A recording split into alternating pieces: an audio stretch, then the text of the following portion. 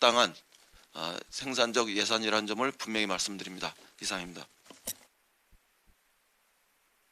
다음으로 박주민 최고위원의 발언 있겠습니다.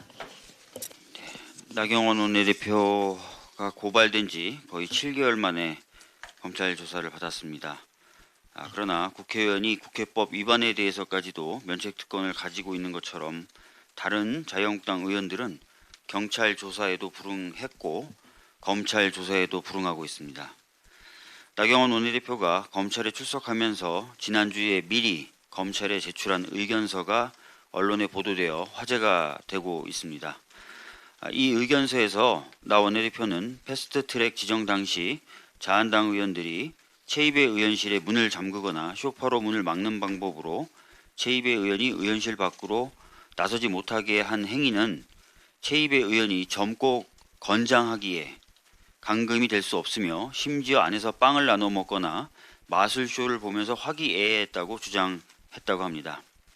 그러나 대법원 판례에 따르면 감금은 사람을 일정한 장소 밖으로 나가지 못하게 하는 것만으로 성립하며 문을 잠그는 것이 감금의 보통의 방법이고 감금의 수단이나 방법에는 제한이 없으며 나아가 감금된 공간 내에서 일정한 생활의 자유가 허용되어 있었다고 하더라도 감금죄의 성립에는 아무런 지장이 없다고 하고 있습니다.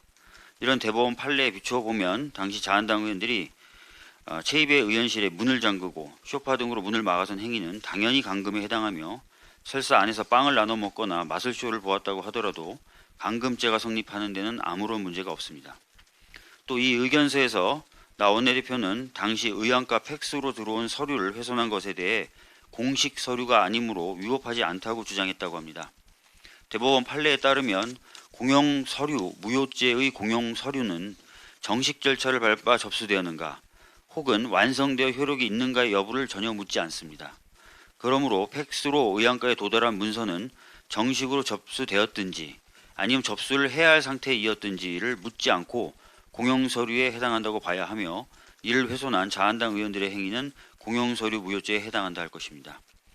자한당 의원들이 이렇게 법적으로 전혀 맞지 않는 주장을 하면서 책임을 회피하기 위해 그동안 출석을 미룬 것에 불가하다고 지금 보이고 있기에 검찰은 더욱더 수사의 속도를 늦출 필요가 없다 할 것입니다.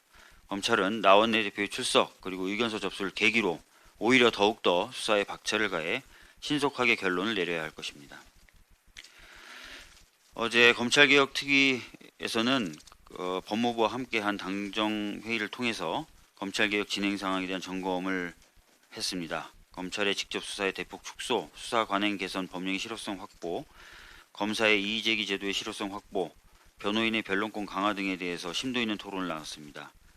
당은 지난 당정에서 요구했던 대로 국민이 실제로 체감할 수 있는 내용과 수준의 개혁이 이루어져야 한다는 점을 강조했고 특히 검찰개혁의 속도가 늦어지는 것 아니냐는 우려를 분식시킬 수 있도록 신속하고 힘있게 개혁을 추진해달라고 당부했습니다. 법무부는 여러 어려운 점이 있지만 개혁의 속도를 늦추지 않겠다고 답을 했습니다.